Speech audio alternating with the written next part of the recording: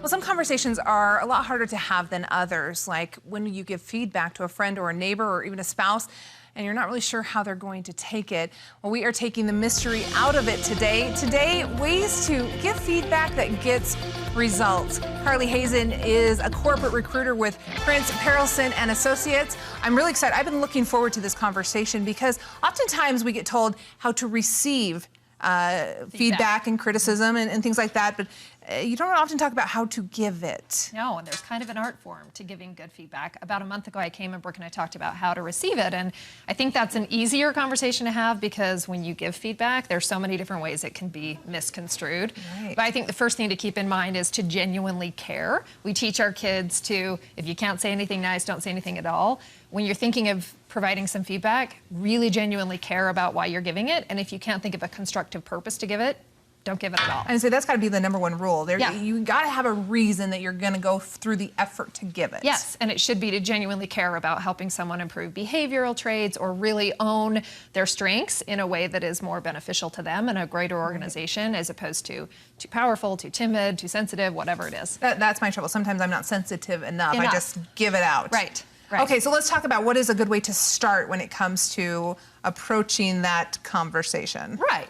Lead with intent. Great way to start a sentence is, the reason I'm telling you this is because, right? And you want to focus on behavior, because if the person who's receiving the feedback is thinking to themselves, okay, I want to take criticism seriously but not personally, try to deliver that way.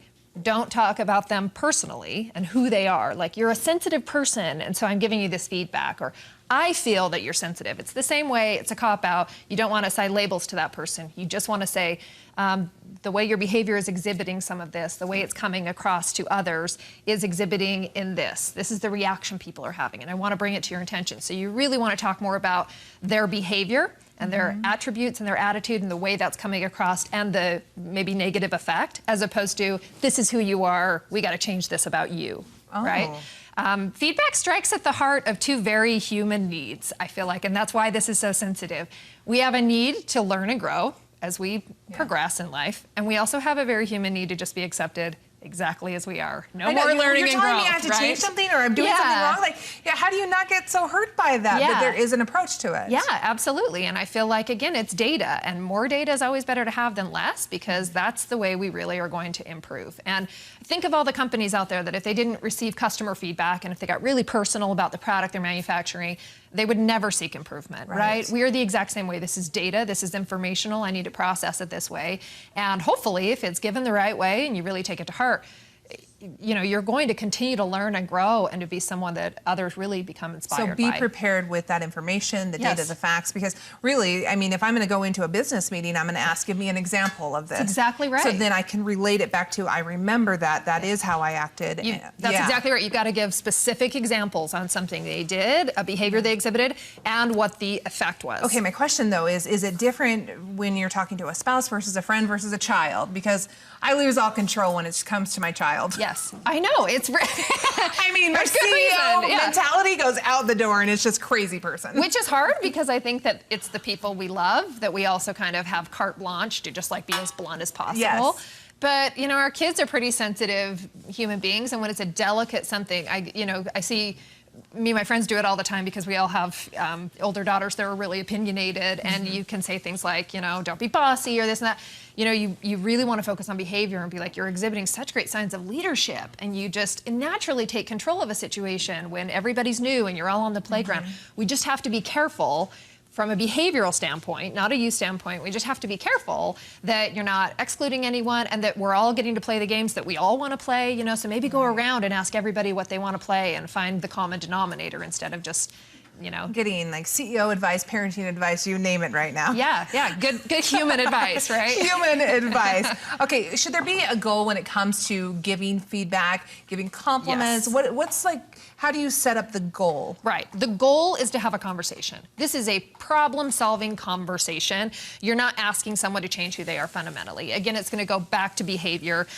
You're going to focus a little bit more on how that impact affects other people in a very small setting or a large larger organization, and try to really seek a dialogue. Say, I'd love to open a dialogue with you about this, and let's maybe even take you and I out of this. But when you see someone at our organization exhibiting these type of behavioral traits, how does it make you feel, right? So give a lot of examples and really try to focus on maybe a time where they've been negatively impacted by someone's behavior, and then let them know how some of their characteristics are leading others to feel the same way, either ostracized or like they don't have a voice, or in some way it's negative. So really just seek a conversation, try to get them to participate, try to really listen and see it from their perspective, as opposed to just, oh, we got to change this immediately, you know.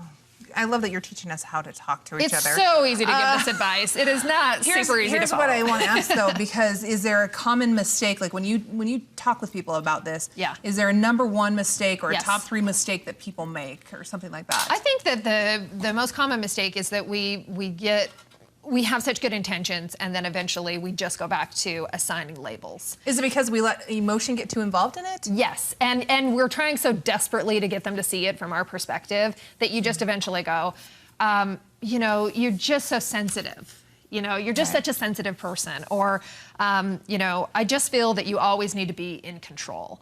It's really not fair to assign them those labels, and that's where you got to go back to a conversation. Their character trait, yeah, that's exactly right. You know, and it's helpful, I think, too, if you are having a dialogue, to say, tell me how what I'm saying is coming across, right? What are you hearing me say? What changes do you feel? I do that with my child a lot. Okay, tell me what I just said to you. Tell me what I just said to you. Do you understand? Are you seeing it the same way I do it? That's exactly right, but that's a conversation, right? And then if they don't, then you can say, okay, then here's where I fell flat. Let me explain it in a different way. I don't think it's that you're sensitive. I don't think that it's you're really sensitive. It's just that you say certain things like this, and here is the effect it has on me and others. So that's a good tip to then ask them to kind of give you the response. Like, did you understand? What am I trying to say to you? And be really ready to provide examples on maybe other ways they could improve. Because if you can't come equipped with solutions, don't just go to someone with your problems, right? If you're really seeking a change out of this person, and like we say on the first point, if you generally care, use some inquiry here. Really seek to ask them some great follow-up questions, and maybe what would be a better way for you and I and others struggling with this type of common behavior.